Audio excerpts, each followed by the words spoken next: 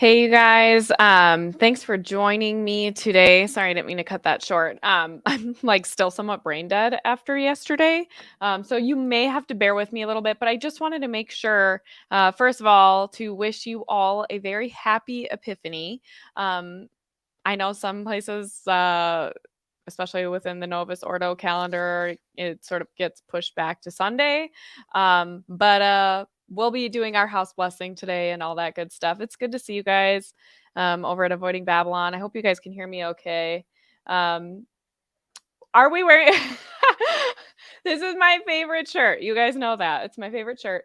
But I sort of decided to wear. This is Chris Lewis from Beartooth Catholic. He has this shirt. It's of the Sacred Heart of Jesus, and it's awesome. I love it. It's my favorite shirt, and I sort of wanted to remind myself that everything that we're talking about. Okay, perfect.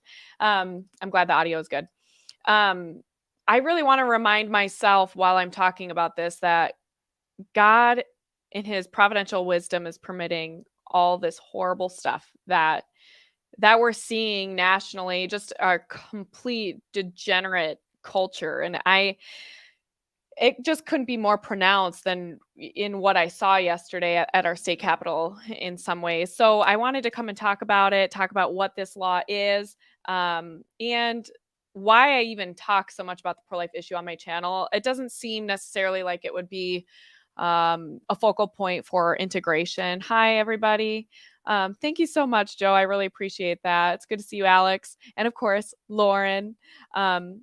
By the way, if you guys are not aware, Lauren and I are collaborating. And if you would like to order something from her store for yourself, a gift, she just put out this beautiful painting of Pope Benedict the 16th. It was incredible, by the way. I was blown away. The stuff that you've been learning and teaching yourself through YouTube videos and however you're doing it, um, is really paying off. Like the shadowing, everything was perfect. So great job. Um, oh, thanks so much. That you guys is a good friend of mine from our parish. Our boys really like to hang out. We still need to get a play date on the calendar. Let's do that after this is over. But anyway, so one of the reasons I want to talk about why I am so passionate about the pro life issue and sort of how this fuels a lot of my work and my views and it learning how to talk about pro-life issues really transformed the way I think about everything. For me, it was the genesis of learning how to think clearly. And yeah, you should use the discount next time. So integrated 10 over at Lauren's shop, Star of the Sea Gifts over on Etsy. You should be able to get 10% off that code. And you're supporting the show when you do that. So really, really appreciate it if you use the code. So, but anyway, being pro-life and learning how to defend my position and getting involved in pro-life activism really helped me learn how to think clearly about everything. I sort of have translated a lot of that consistency and thought into other areas of my life when it comes to human sexual ethics and church teaching on so many different things. And that's why this is really important to me. That's one reason, obviously the main reason being that abortion is a scourge on society. It is murdering, dismembering the most innocent among us. The very image of God in its most pure form is the most evil thing you can possibly do. It is no doubt Satan's highest anti-sacrament, and that is why it has become so prolific in a culture that is so literally hell-bent on turning away from God. I I think it's so important that we keep this at the fore.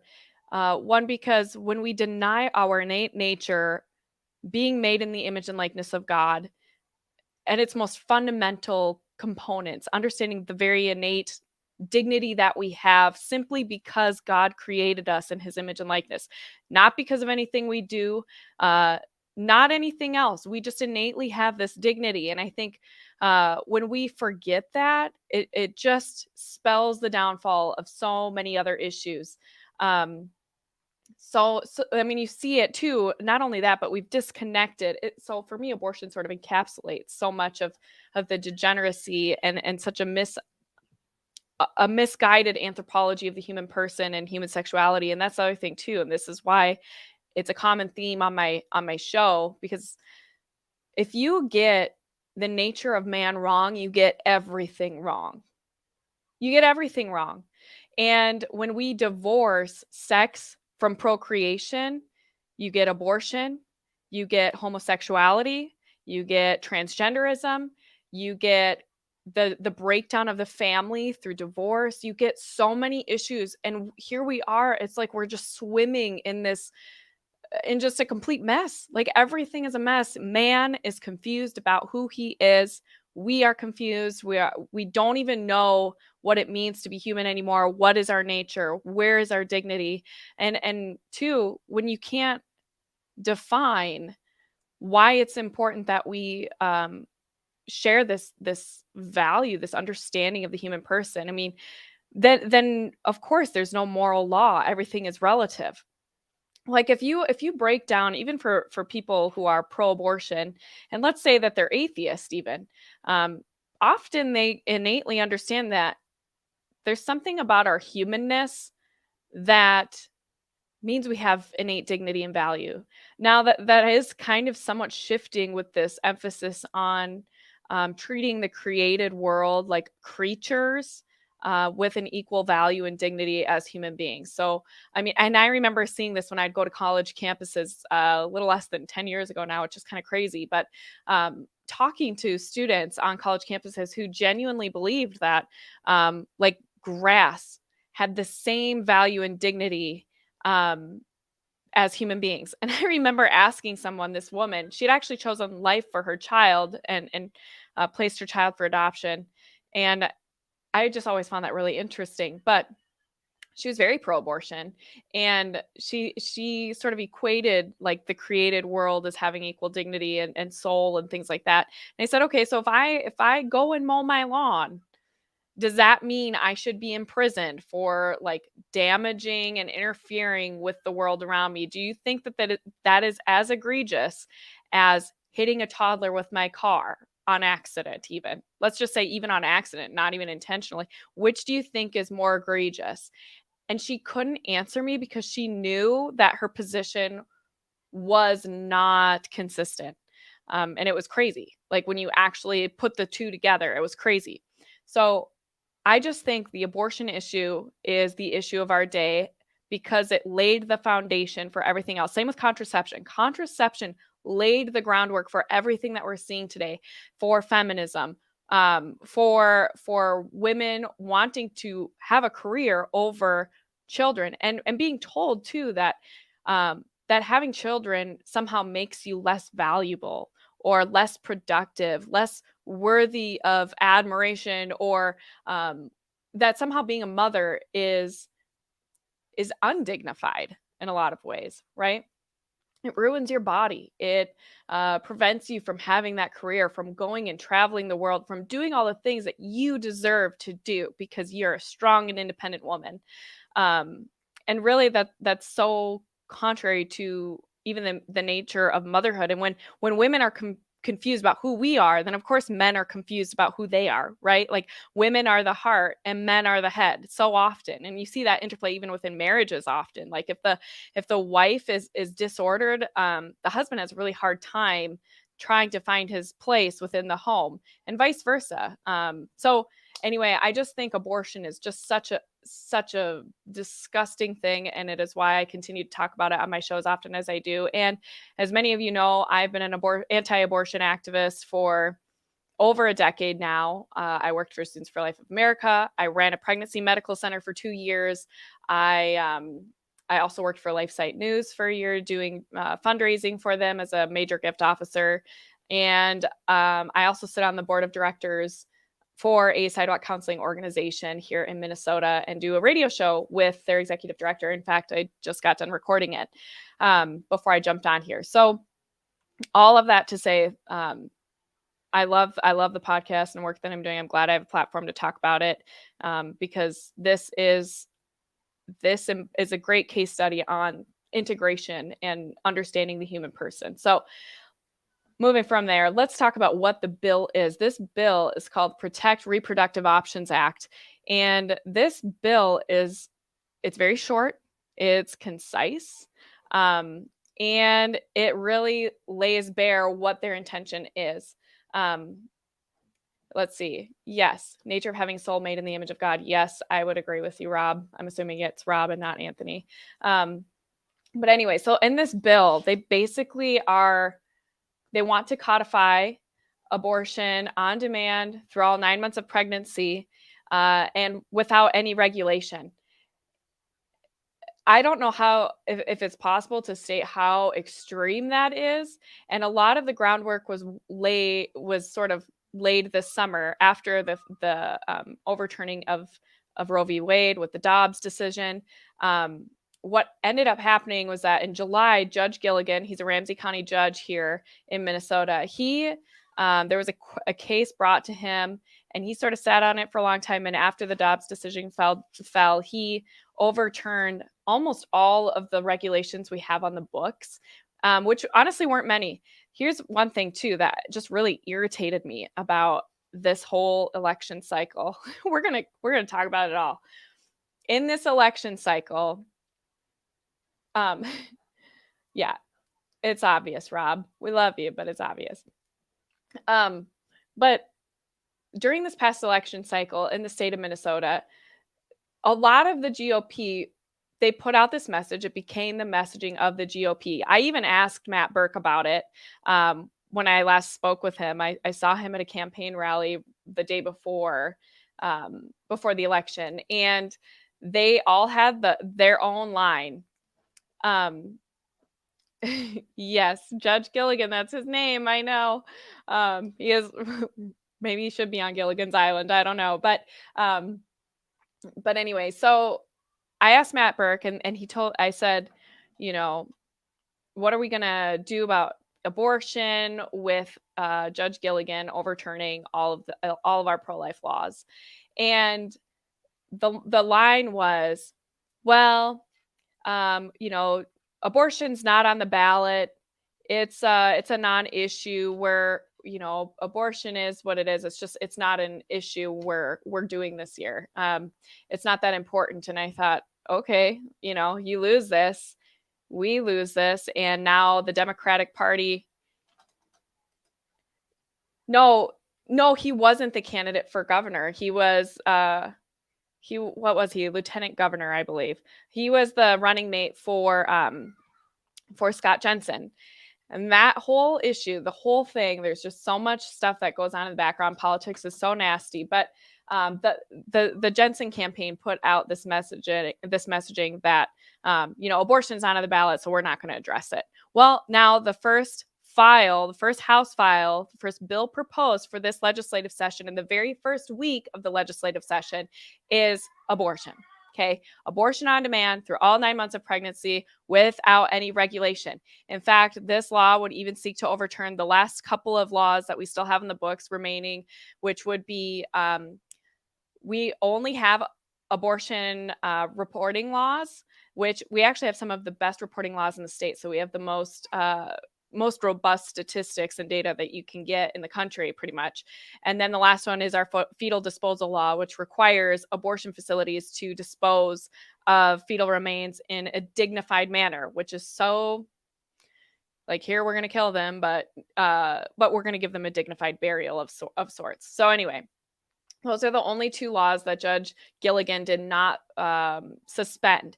Everything else, like informed consent for the patient, learning about the abortion laws or learning about the abortion procedure, the level of development and of her unborn child that she's choosing to have aborted. All of those things no longer need to do, no longer require parental notification. In the past, we've had parental notification, and that has saved many, many lives. Because often parents will step in and help their children when they find out their children, when their minor children are pregnant with their grandchildren. In fact, yesterday was this harrowing testimony from a woman whose daughter had received what is called, what is it? They got a judicial bypass to obtain an abortion. So that was kind of the caveat within that parental notification law. Parents had to be notified unless the minor went and received a judicial bypass, so that the parents didn't have to be notified. And so her 14-year-old daughter received an abortion without her parents knowing because a judge ruled it was acceptable for her to do so. And what happened is that she experienced physical harm and injury, was bleeding a lot for quite some time, and then ended up suicidal as a result of the injuries she sustained and over regret for her abortion. And when her mom finally found out and figured out what was going on, I mean, can you imagine how much damage has already been done? This poor child had been suffering for a long time, and nobody was there to help her. Everyone left this poor child to suffer on her own, and all because this judge allowed her to obtain an abortion without her parents being notified. So now parental notification is off the books. So we don't have that anymore. And what I want to say too is that, with this GOP part, like touting this message that abortion wasn't on the ballot, what they failed to acknowledge is that abortion in Minnesota has been, it has been legal through all 9 months of pregnancy. It is a problem. We need to do something about it. This bill that was proposed does not make abortion legal through all 9 months of pregnancy. It already is. People don't understand what this bill is meant to do is to codify it so that regulations cannot be put back in place on abortion. So we don't have licensure and inspection of abortion facilities in the state of Minnesota. Anyone, even a non-physician, can perform an abortion. Reporting laws might go away. I mean, honestly, salons and nail salons, hair salons are regulated more stringently than abortion facilities in the state of Minnesota. So this law wants to make sure that those things can never be put in place and to remove the last couple of pro-life laws that we have on the books. It is horrific. I don't know it's just impossible for me to overstate that. It leaves women and children in danger of being exploited by the abortion industry at an even higher rate than they already are, because there are no safeguards in place for them. You could easily have, and this happens, we know that this happens, and that the abortion industry covers up when pimps are bringing the women that they're sex trafficking in for abortions, and it doesn't get reported. Nobody's notified. But now you have minors who can be sexually abused, and the parents will have no idea because their pimp, whoever is abusing them, can bring them in for an abortion. It won't be, parents won't be notified. Whoever is bringing them can pretend to be a parent, pretend to be a boyfriend, whatever. And off she goes just to get abused all over again. There were no safeguards. And then the worst part is that the GOP they proposed a couple of amendments to ban abortions late in pregnancy, or to require that abortions in the second and third trimesters be conducted in hospitals, because that's where people get confused a lot. Like, I heard a woman say that, for example, she was pro-life and testifying against the bill, but she made a mistake when she said that abortion is legal through 23 and a half weeks in the state of Minnesota. That's not true. That is a lie, or she's misinformed, I should say. I'm sure she wasn't trying to lie. Abortion is legal through all 9 months. But after a certain point, usually around the 24-week mark, those abortions had to be performed in a hospital setting and not at a clinic. Now that is no longer the case. You can have abortions up to birth in abortion facilities, and even the Planned Parenthood, a Planned Parenthood abortionist testified yesterday that from the surrounding states, they've seen a 40% increase in women coming and seeking late-term abortions in Minnesota since the overturning of Roe versus Wade with the Doe v. Jackson case. So it's crazy. In the state of Minnesota, back in the 2021 annual report of abortion reporting, they indicated that we're seeing on average 27 children being aborted every single day. That's more than a child every hour in Minnesota, 7 days a week. Okay. It's absolutely horrific. It leaves so many of us, it's like, what do we do? I don't know. This bill is going to be also brought to committee again next week. It's just going to start going down. And that's the thing too, is like, we we knew going into yesterday, because the Democrats have the House and the Senate right now in Minnesota and the governorship. They would not have proposed the bill if they did not anticipate that it would get passed. Um, and it was so interesting. Even a Republican on that was on the committee pointed out, number one, that this law is so extreme it puts us on par with like North Korea and China, with some of the most extreme abortion laws in the entire world. Even other parts of the Western world do not permit this kind of abortion. They think it's crazy. This really is an American phenomenon, to support abortion like this through all 9 months of pregnancy and even beyond. I mean, you see some. Hi, Avery's bringing Veronica. she made her appearance on the committee floor yesterday too, and that's what was kind of funny, is even in some of the pictures that I received.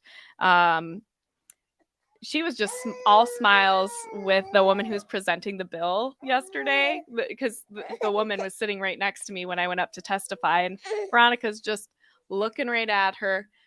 You guys need to go. Okay. Oh, Pages. Sorry, I have a kid that's trying to break one of my lamps. You gotta go. Come on, Pages. Yeah, they like when they know that they're on camera.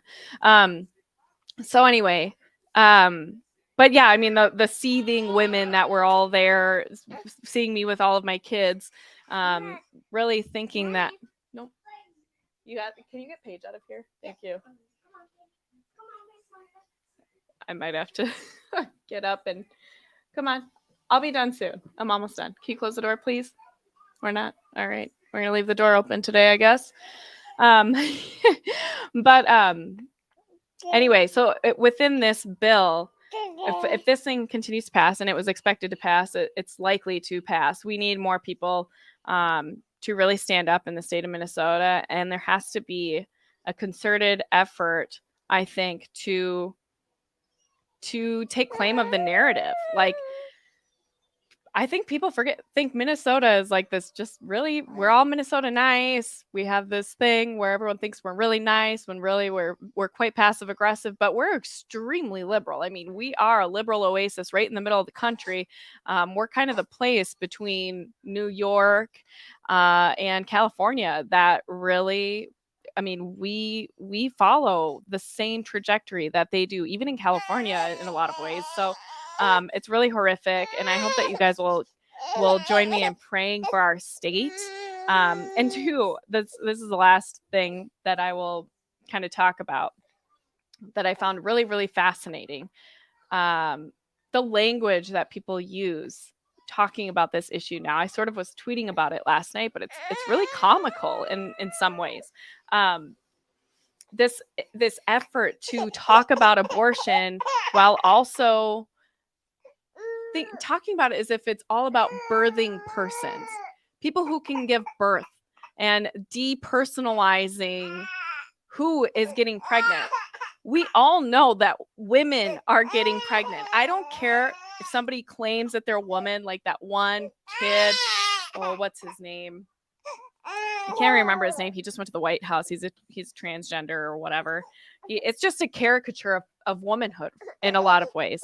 But even then, it's still a binary, right? Like, there's still a binary, because there's still people who can get pregnant and people who can't get pregnant. 1 second. Can you shut my door, please? Okay. I don't know. Hopefully you can still hear me. You're not even a fan of abortion. Well, you're right. I might have to jump off early because little Veronica is tired and ready for a nap. But this is my life. This is what pro-life is in a lot of ways. But I'm not even sure that that's necessarily the case. And I think abortion is probably appropriate. I mean, maybe more so because it describes what is happening. It's more of a procedure, right?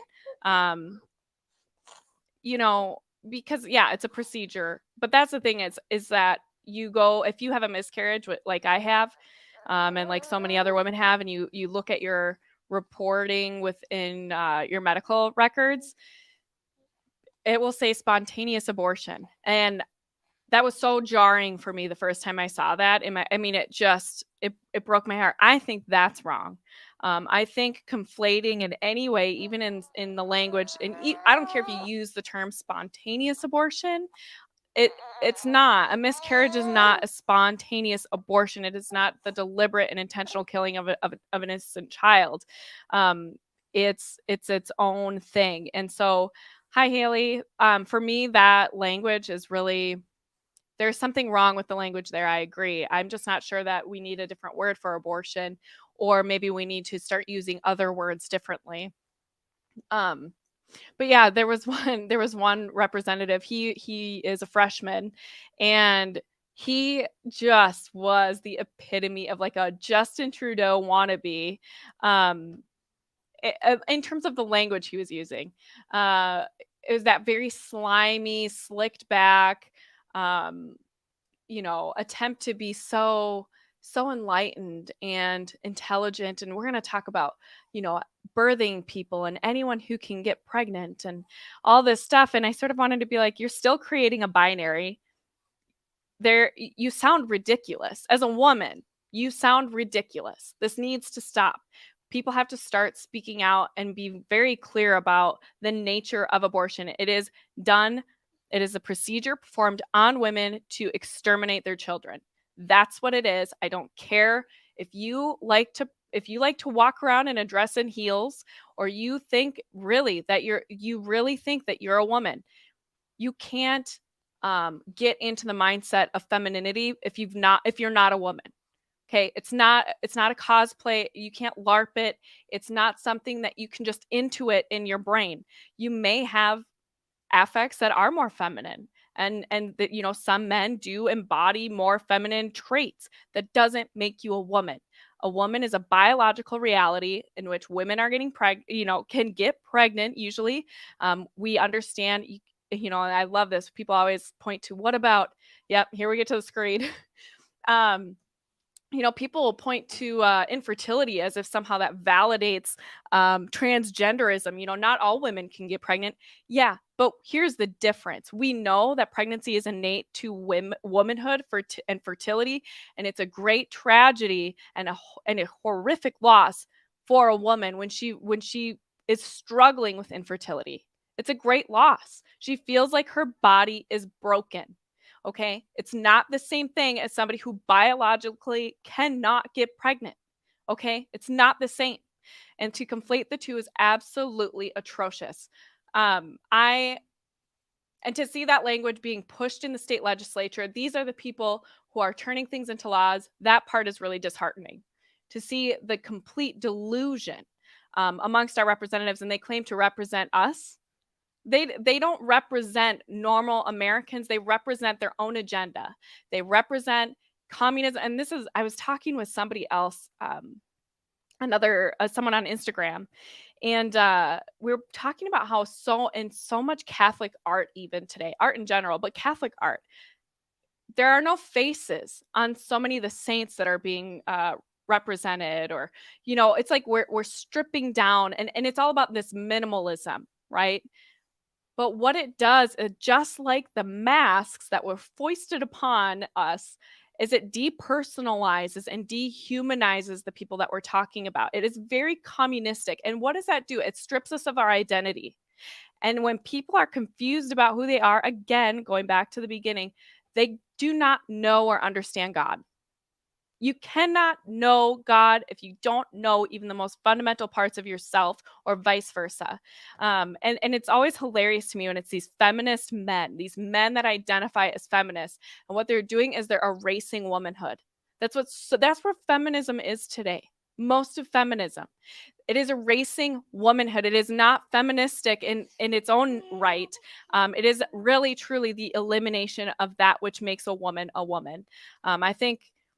And of course, so then naturally, the great equalizer, the thing that gives us uh, equality or equity, as the language is now, is abortion. That ability to not only create life but to take life, because somehow that makes us equal to men. Somehow killing our children makes us equal to men, and that if that's what it means to be like a man, I don't want it. I just don't. Look at her. Look at this child. She's beautiful. She's beautiful. Motherhood's hard. But that doesn't mean that it's disgraceful, that it's not being a mother is not living up to your potential. It doesn't mean you're not going to have a legacy. I mean, let's be honest. Being out in the workforce, you're replaceable, but you are not replaceable in your home. You're just not. And that is where your legacy lies. So thanks for letting me do this screed with you today. This bill is horrific. It is dangerous for women. It's going to leave women with less protections than they have ever had in the state of Minnesota. Less regulation on abortion in an industry that is already rife with corruption. And so if you are in Minnesota, please join me in fighting this tooth and nail, because abortion was on the ballot, and that's why elections matter, but also our own dignity and coming to terms with our own dignity and what or who rather gives us dignity. We need to start having that honest question and stop using this euphemistic language to sort of ignore the elephant in the room, that abortion isn't just about women, it's about our children too. And it's about the state of a society and the downfall of culture as it is. So thanks for joining me today. I hope that you enjoyed this talk, or screed or whatever, this rant, I guess. If you liked it, please make sure you smash the like button, as they say.